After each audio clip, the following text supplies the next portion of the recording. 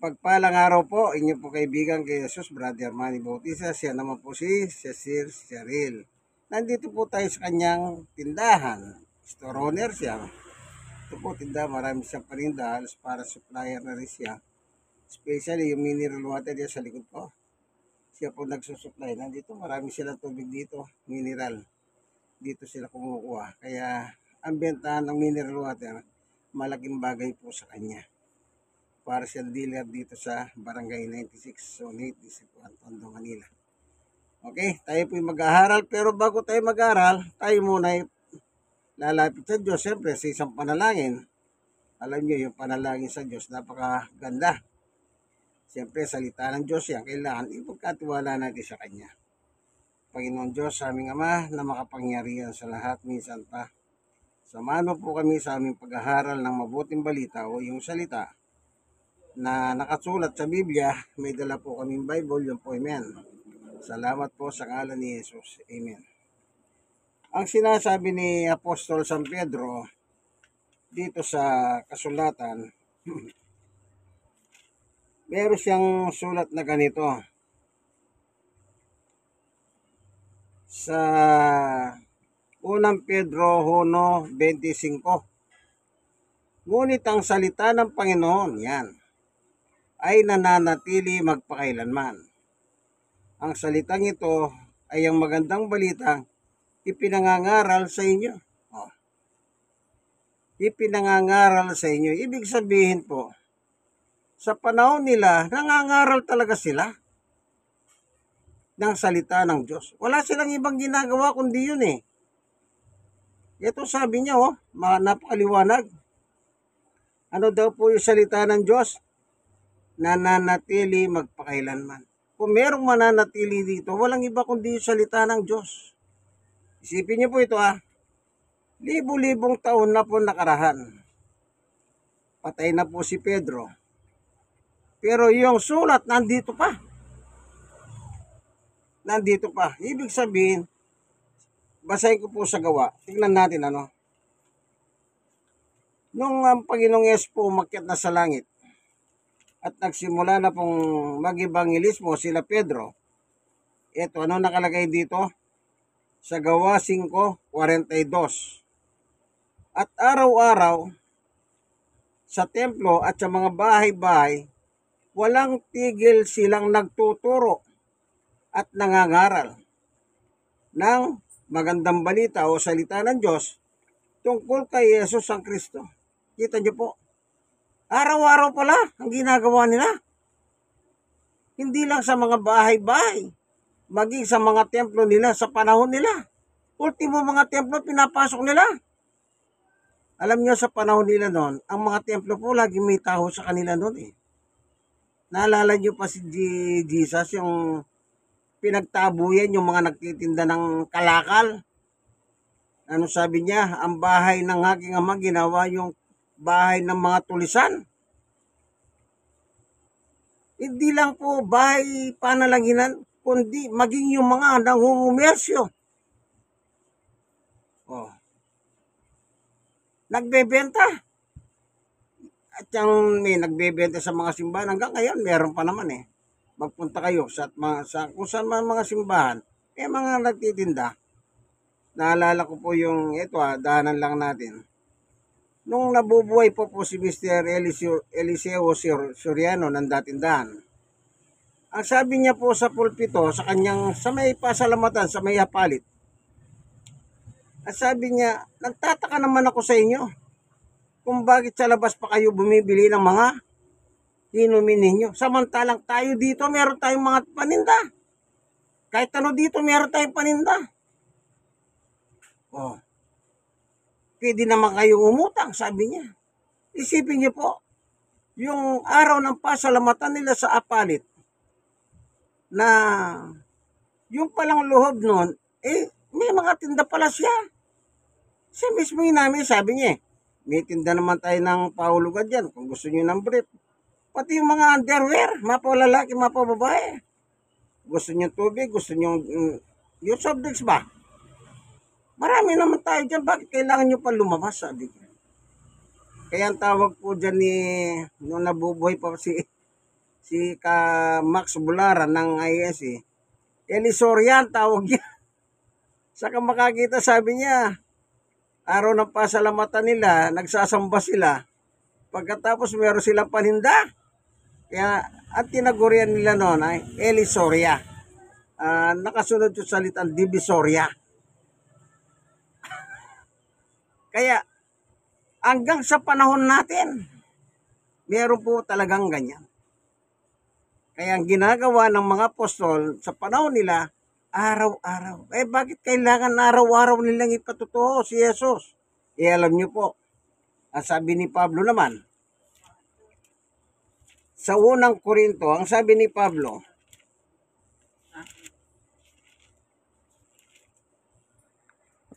tignan naman natin si Apostol Pablo. Anong sinasabi niya naman?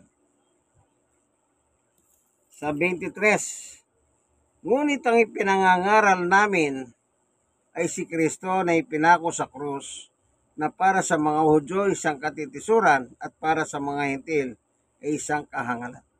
Kita? Iba-ibang apreciation ng tao. Pag nangangaral si Pablo, ano sabi niya? Sa mga Hudyo, kahangalan daw ang pangangaral. Sa mga Hentil naman, kamangmangan. Tingnan niyo po ang tao no. Paano pa ni Pablo ito? Ano po? Sa kanilang pangangaral, may iba-iba silang paliwanag sa pangangaral nila. Ibig ba sabihin no, ang mga Hudyo noon, ang mga Hentil noon, napakagaling na nila? Hindi na pa nila kailangan ng Kristo? Yun po ano dun eh. Maging sa panahon naman natin, meron din po ganyan. Halimbawa, yung dating presidente ng Pilipinas, si Diggs ng Davao, nilahit niya nga si Jesus eh. Ang sabi niya, ang Diyos pinako niyo sa cross. Kung ako ang Diyos, ipapako niyo sa cross, sabi niya, ay magpapawalan ako ng apoy, sabi niya. Ibig sabihin pala, ang akala po natin, sa Biblia, meron ng mga ganyang tao. Hindi rin natin sukat akalain yung presidente ng Pilipinas noong nakaraan administrasyon, kasi Marcos tayo ngayon. Siya mismo rin mapanlait din pala kay Jesus. O nakita niyo po yung mga napalabas ng araw, siguro mga 2 years ago, ginawa nilang dramatization si Kristo doon sa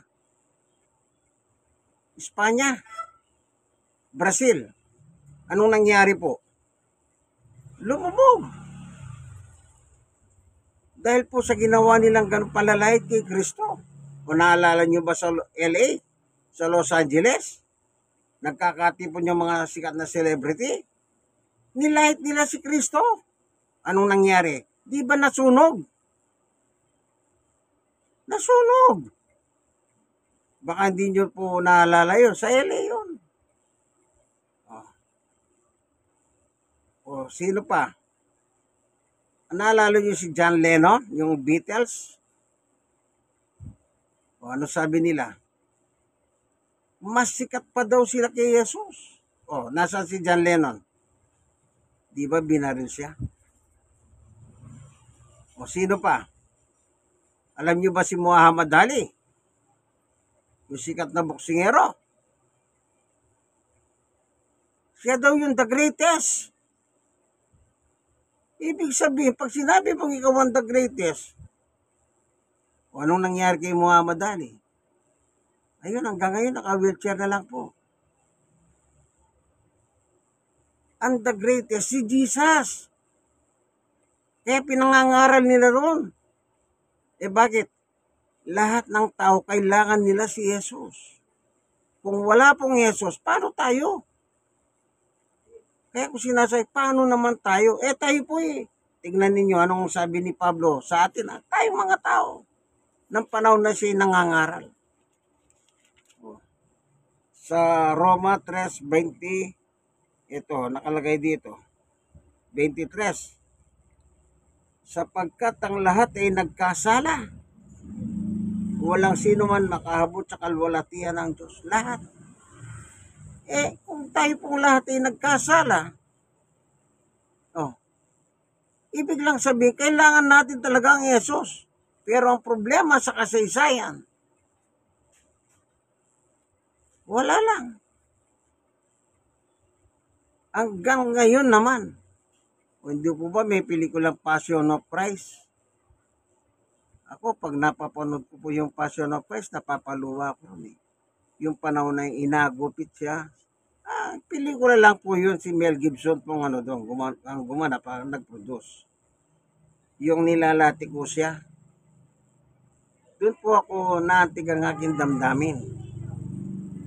Nangyari sa kanya yon kasi po dahil meron tayong kasalanan sa Diyos. Kaya nga po pinadala si Jesus para sa katubusan ng kasalanan natin. Kaya habang pinanonood ko po yung Passion of Christ na yon, doon po parang yung damdamin ko ba, sinusundo. Kung walang Kristo na pinahirapan, nagdusa, at namatay, wala pala tayong katubusan. Kaya palang ginawa ng mga alagad noon. Actually, sila Pedro, hindi naman po mananampalataya yan eh. Si Pablo, hindi rin mananampalataya yan eh. Si Pedro pa nga, nag-backslide pa nga yan eh. Naalala nyo ba nung naglalakad si Jesus sa ibabaw ng tubig sa ating gabi? Natakot pa nga sila. Anong tawag nila sa kanya? Multo. Pagkatapos sabi ni Jesus, huwag kayong matakot, ako ito. Nung marinig nila, ang sabi ni San Pedro, Panginoon, gusto ko rin pumunta dyan. Nakabangka, may dagat. Si Jesus naglalakad sa dagat. Sabi niya, sali ka. Naglakad si Pedro sa ibabaw ng tubig. Nung umangin ng malakas, ayun na, nawala ng pananampalataya. Ang dumating sa kanya takot, hindi na pananampalataya. Kaya unti-unti lumulubog siya. Kaya sabi niya, Panginoon, tulungan mo ako, mamamatay ako rito. Kaya, nung nasaksiyan na ni Pedro ang lahat ng ginawa ng Panginoong Yesus, yun, na-convert po siya. Gayon din si Pablo, na walang ginawa si Pablo kundi lahitin ang pating Panginoong Yesu Kristo. Pero nung ma-convert siya, ano ang kanilang bukang bibig? Jesus. O sila Pedro, itong Jesus na ito, siya pala ang Kristo o tagapagligtas. Anong sabi naman ni Pablo? Yung napako sa cross, siya ang ating tagapagligtas. Wala na silang bukang bibig kundi ang ating Panginoong Yesu Kristo. Kaya sa panahon po natin ngayon, yan din po namin dinadala ang ating Panginoong Yesu Kristo. Bakit? Hindi ka pwedeng magdala ng ibang kwento eh. Pwede mo bang dalhin yung mga ibang karakter sa Biblia? Ang problema nga lang dito, yung iba, ang dala yung mga ibang karakter sa Biblia. Hindi po, hindi saklaw yun ang pagkaligtasan. Bagamat sila'y naging maganda ang kanilang buhay sa pananampalataya, pero ibig sabihin, hindi po sila kasali. Halimbawa, alam niyo po ba kapag meron kang isa kang piloto, sino ang santo mo? Si Christopher. Isipin mo, imbis ng santo mo, si Jesus, ang santo mo, si Christopher, kasi piloto ka. Pag magsasaka ka naman, ang santo mo, sino po? Mga santo, kanya-kanya pong mga santo yan. Ang mga tao. Bakit hindi ang gawin mong santo si Jesus na lang? Ibig bang sabihin, kulang pa si Jesus? San Labrador, yung Labrador. Ibig bang sabihin, alam niyo po, ito po yung sa panahon pa ng lumang tipan, meron na pong ganyan. Kaya nga pinadala si Jesus sa mga Hudyo. At hanggang sa panahon natin, sa panahon ng mga kahentilan, meron pa rin ganyan. Na may mga santo sila. Halimbawa, piyesta. Yung nakaraan, ang anong bang piyesta nakaraan ng September? San Nicolas. Oh, San Nicolas de Tolentino. Pag September 9, 10, lahat ng lugar na San Nicolas, yun po ang kanilang patron saint, yun po ang sineselebrate nila. Oh. Hindi dapat araw-araw po i-celebrate natin si Jesus. Ginawa na nila Pedro araw-araw. Sila Pablo araw-araw. Sino kanilang dinadala sa tao? Si Jesus ang tagapagligtas. Tingnan natin. Ang Diyos mismo po nagsabi si Jesus tagapagligtas eh. Wala siyang binanggit na iba. Dito po sa Mateo, tingnan niyo po ano. Dito yung conversation ni Jesus at saka ng mga apostol. Ganito po ang nakasulat.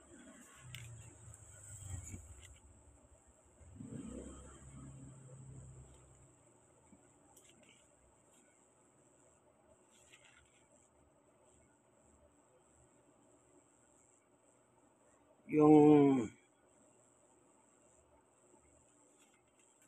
nakasaysayan ni Jesus at saka nila Apostol Pedro. Ito, chapter 16 ng Mateo. 16:13. Nang dumating siya sa bayan ng Cesarea ng Pilipos, tinanong siya ng kanyang mga alagad. Tinanong niya sa kanyang mga alagad, sila Pedro po tinutukoy dito. Sino raw ang anak ng tao ayon sa tao? Referring to Jesus. Title po yan, anak ng tao. Kasi pinanganak siya ni Maria. 14. At sumagot sila, sabi po ng ilan, kayo si Juan na taga-bautismo. Sabi naman ng iba, kayo si Elias. At may nagsasabing kayo po si Jeremias o isa sa mga propeta. Kita niyo po, anong taguri nila kay Jesus? Isang propeta katulad ni ganito, ni ganyan. Ni Jeremias, ni Juan, ni ang daming ginamit na pangalan. Ano po? Ngayon ang tanong ni Jesus dito ay ito. Tinanong uli sila ni Jesus sa verse 15.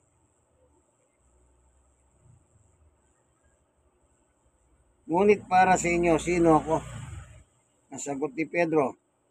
Sumagot si Simon Pedro, kayo po ang Kristo, ang anak ng Diyos na buhay. Bakit alam ni Pedro na si Jesus ay anak ng Diyos na buhay? Hindi pa siya mananampalataya. Hindi pa siya nangangaral. Kasama lang noon ni Jesus. Sinabi sa kanya ni Jesus, pinagpala ka, Simon na anak ni Jonas, sapagkat ang katotohanan ito hindi inihayag sa iyo ng sino man tao, kundi ng aking Ama na nasa langit. Sino po nagsalita kay Pedro? Ang Diyos. Kita niyo po.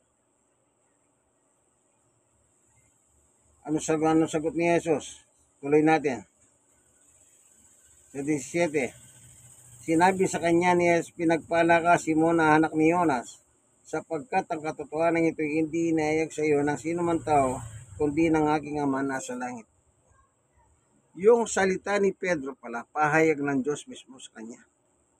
Yung sinabi niya, ikaw ang Kristo, ang anak ng Diyos na buhay. Anong ibig sabihin ng Kristo? Tagapagligtas. So mismo ang Diyos nagsabi, ang kanyang anak na si Jesus ay tagapagligtas. Kaya pinangaral nila Pedro, araw-araw. Kung pinupunta, templo, mga simbahan sa panahon nila. Kasi panahon, marami talagang tao sa mga simbahan nila o templo. Ngayon di si Pedro, si Pablo. Kasi po, pinahayag ng Diyos yan sa kanila. Na sino ang Yesus nito? Siya ang tagapagligtas. Ibig sabihin, kailangan talaga natin yan. Kasi nga po, nagkasala tayo. Walang hindi nagkasala. Kaya hindi pwedeng magmalaki yung mayaman. Ay, ako naman, wala akong kasalanan, kaya nga ako yumaman. Hindi ibig sabihin, kaya mayaman ang isang tao, walang kasalanan. Hindi po. Lahat tayo. Ano man ang uri natin, lahi natin, taga-saan man tayo. May kasalanan po tayo sa Diyos. Ngayon, bakit pinangaral si Jesus? Upang malaman natin na siya ang ating tagapagligtas. Simple lang naman po eh. Tanggapin nyo si Jesus sa inyong buhay. Papasukin nyo sa inyong buhay si Jesus bilang Hari at Panginoon ng inyong buhay. Kaibigan, yung iba kasi mahilig pa silang magre-reliyon eh. Reliyon dito, reliyon doon. Hindi na. Hindi pinag-uusapan ng reliyon dito. Kaya nga doon, minsan may nagtanong sa akin sa Biblia eh. Kasi yung profile ko, mangaral ng salita ng Diyos eh.